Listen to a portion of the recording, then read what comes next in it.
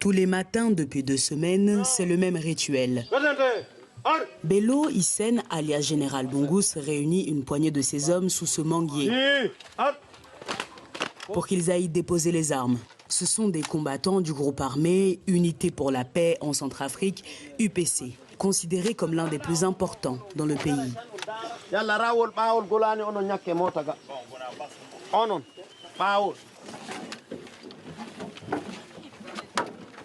Direction le centre-ville de Maloum, où se trouve le site de désarmement.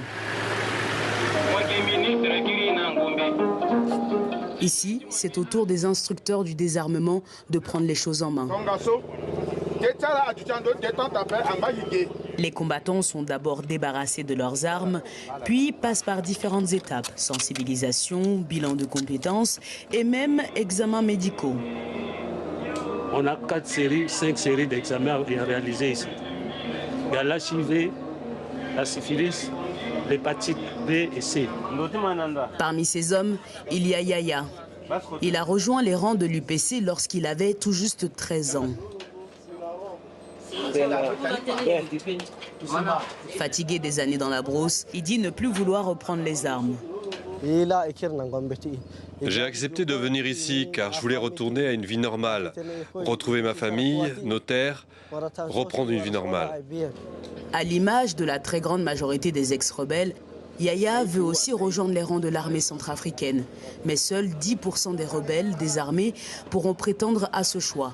Les 90% restants vont devoir apprendre un nouveau métier.